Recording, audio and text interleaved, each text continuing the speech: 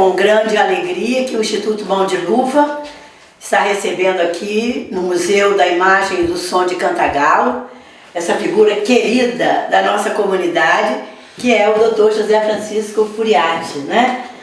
Nós vamos bater um papo com ele hoje, conhecer um pouco mais da sua vida e todos esses clientes, todos eles que ele ajudou a vir à luz aqui em Cantagalo, certamente vão ver e ficar muito felizes.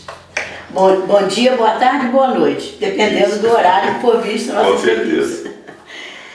Então, doutor José Francisco, vamos fazer as nossas apresentações, né? Uhum. Quem é doutor José Francisco? Eu sou niteroiense, né? Filho de um maranhense com uma capixaba. Nossa. É uma mistura boa. E vim trabalhar em Cantagalo por um convite, né? Eu realmente terminei a faculdade, não tinha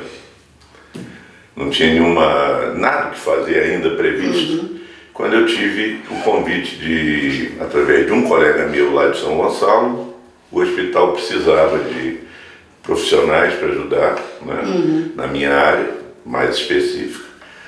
Então eu fiz contato e vim aqui. Terminei a faculdade dia 14 de dezembro de 71. Vim aqui dia 23 de dezembro de 71 e dia 2 de janeiro de 72 eu comecei a dei o primeiro plantão aqui em Cantagalo. E aí estou, há 51 anos e meio quase, né? Isso. Na Você cidade. já falou que nasceu em Niterói, né? É, exatamente. Seu estado civil, como é que é essa família bonita que você tem? Bom, casado há 51 anos também, né? Com mais 5 de namoro, 56 anos de convivência, né? Tenho 3 filhos, tenho 8 netos. Eu tenho 2 filhos cantagalenses e 2 netas cantagalenses, né? Porque a Laira e a Luíse, que as 2 netas mais velhas nasceram aqui em Cantagalo, né? E os outros netos aí, por questões de família, filho que mudou e tal, eles já nasceram em outras, né? Nasceram alguns em Friburgo e alguns no Rio. Vamos nomear esse pessoal? Sua esposa é? Tânia Rosilene Montel Furiati. Uhum. A filha mais velha? Mariana. Casada, né? Casada, Mariana casada com um rapaz daqui de família de Cantagalo também, lá da Floresta, né? Que é o André. Mariana Furiati Monteiro. Leonardo Montel Furiati. Uhum. Liliana Montel Furiati. Com força da separação, né? Voltou a ter o nome de solteiro.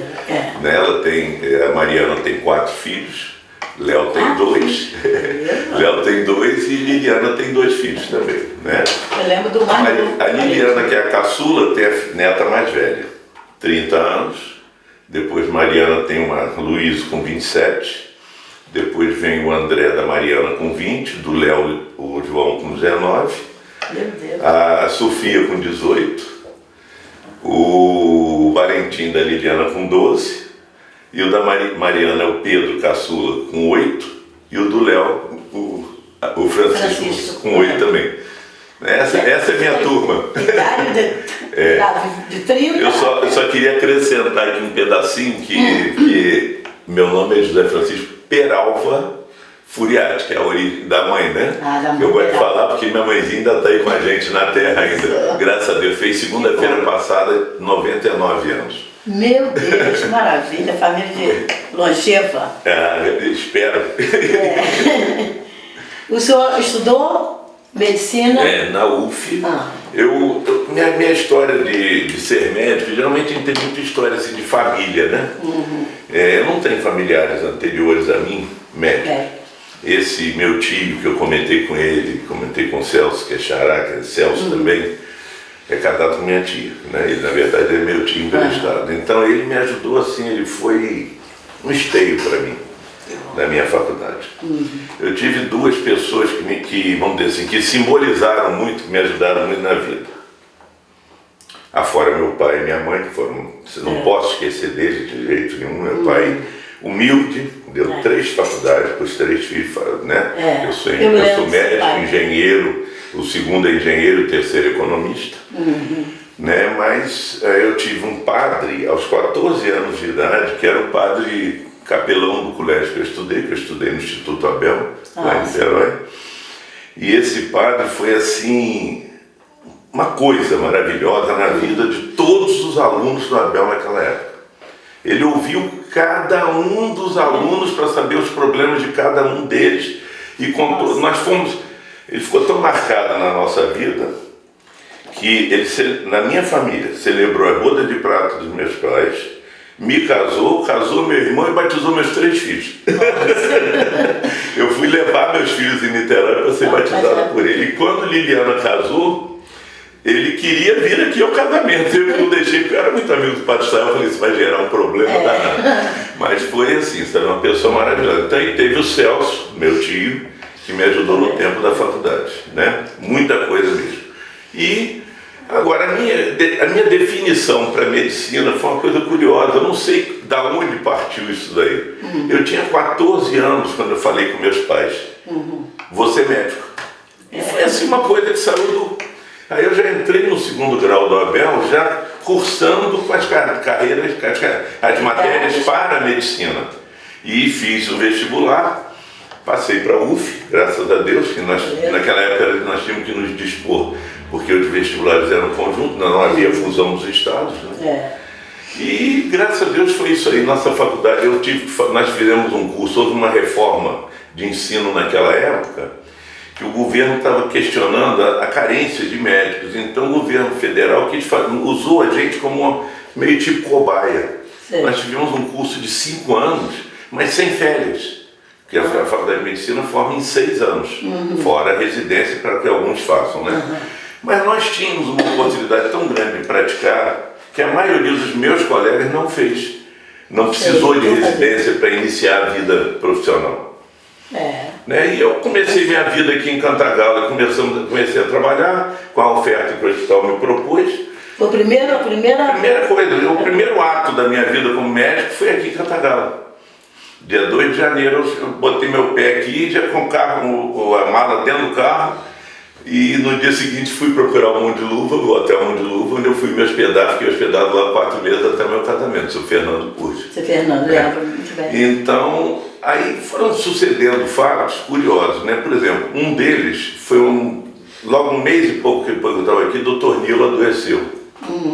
Ele ficou 3 meses afastado, então eu tive que pegar o plantão dele. Então foram portas que foram abrindo, né? E foram me colocando cada vez mais. O Dr. Otávio trabalhava aqui de Bom Jardim, aí ele me passou o plantão dele em seguida, logo com o retorno do Dr. Nilo. Então, aí depois veio o concurso para o INAMPS, Estado, eu entrei no INAMPS em 5 de junho de 72, já como médico efetivo. Tudo rápido. Foi tudo assim, numa velocidade incrível. Então isso me prendeu, foi me prendendo cada vez mais. Né? E até além, acima de tudo, não posso questionar que a amizade que eu conquistei aqui em Cantagalo, para mim, foi fundamental. Fundamental, né? Fundamental. Então, o senhor tem uma experiência profissional de médico de consultório, né? Consultório, hospital, a vida foi essa, né? Mas o senhor foi secretário de... Fui secretário de saúde 2 vezes. Isso, né? Assim, a primeira vez foi no governo do senhor Nilo Busso, me lembro. E outra vez no governo do Geraldo Guimarães. Aí, foi uma boa experiência? Foi. Eu sempre digo que na vida tudo que você faz é uma boa experiência. Mesmo que você não queira, às vezes, repetir. Né? Mas, na verdade, é uma ótima experiência. Aprendi bastante, porque a administração em saúde, ao contrário, né, eu sempre falo isso, não é necessariamente um médico para ser administrador em saúde. Porque a administração em saúde é uma coisa tão difícil, tão delicada, porque você trabalha com milhões de situações, né? Como nós vivemos agora esse período de pandemia, esse desgaste todo de ordem financeira, emocional, tudo isso que aconteceu, quanto envolveu uma administração em saúde. Não é isso? Tanto é que hoje o governo já entende que é o Fundo Municipal de Saúde, como tem o Fundo Municipal de Educação, o Fundo Municipal de Promoção Social, tudo isso, né? Então, para mim foi um bom aprendizado. Eu fiquei no governo do Nilo Busso com 1 ano e meio como secretário de saúde. Graças a Deus saí porque quis, não fui mandado embora. E depois, no governo Geraldo, fiquei 2 anos e 2 meses como secretário. Também saí, falei com o Geraldo, olha, está aqui tudo que você propôs aos seus eleitores, ao governo, ao povo, está aqui feito, realizado. Então agora eu posso voltar para o consultório tranquilo. E qual você acha que foi, nessa experiência profissional, qual foi o fato mais marcante? Tanto juntando consultório, hospital, na Secretaria de Saúde, o que você acha, lembra-se que foi o mais marcante? Assim, um fato único, eu não tenho um fato único para dizer assim. Eu sempre digo o seguinte, a gente aprende todo dia e toda hora, em tudo que acontece, nos bons e nos maus momentos. A gente está toda hora tendo uma informação nova, não tem jeito. Isso é inevitável. Quem acha que sabe tudo. Quem acha que sabe tudo, não sabe nada. Né? Então, eu cheguei aqui, eu vi meu trabalho na zona rural, para mim foi um dos grandes aprendizados que eu tive em Cantagalo. Foi uma coisa impressionante eu conviver com o povo da zona rural, naquela dificuldade toda que a gente enfrentava. E o senhor teve essa experiência onde? Como? Pelo posto de saúde, meu serviço do Estado. Eu trabalhei, que o serviço público ligado diretamente ao município, só começou em 85 para frente. 85, 86, até esta data era Estado e Federal. Nós não tínhamos ligação com a Prefeitura. Na educação foi a mesma coisa, né?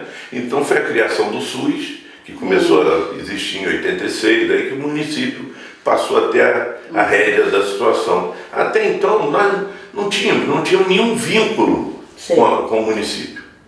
Né? E todas essas unidades de saúde das 5 áreas, né? Cantagalo, Floresta, todas, Boa Sorte, Paraíba, todo mundo.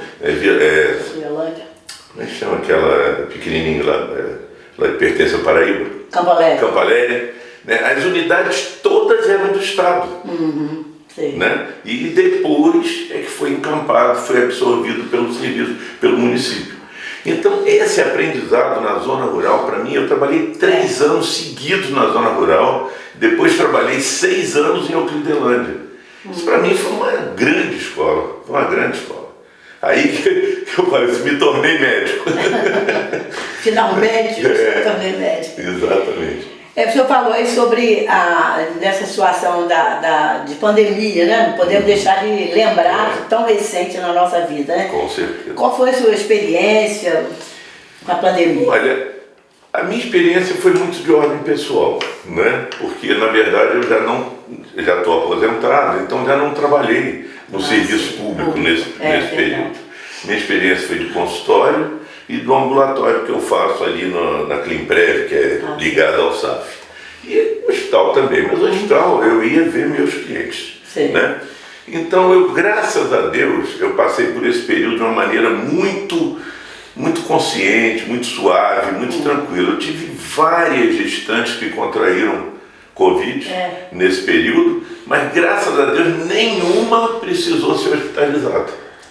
A gente conseguiu, conversando, tentando levantar o astral, porque o lado psicológico da história, da turma que contraiu e que conviveu mais diretamente, foi o lado mais forte, né? O lado mais intenso foi exatamente o lado psicológico, né? Porque a gente sabe que tiveram as manifestações, como qualquer pandemia, como qualquer virose, como qualquer outra situação que afeta o organismo, né? Como já teve aquele período da hepatite, a gripe asiática, em outros tempos atrás aí, né? Coisas que eu era até criança quando ouvi isso, era surto lá em Niterói.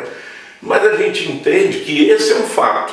Agora, o psicológico do pessoal ficou muito mexido. Né? Eu tive 2 vezes exame positivo, minha mulher teve 2 vezes exame positivo, mas graças a Deus foi assim, um achado ocasional. Foi um achado assim, tão gripadinho, então vamos fazer o teste. Aí fizemos lá, mas ficamos só. E tomamos as 5 doses de vacina. E se tiver mais, eu tomo também. Porque eu sempre falo assim, se fizer vacina para unha encravada, eu tomo. Acredito demais em vacina. Piamente eu acredito.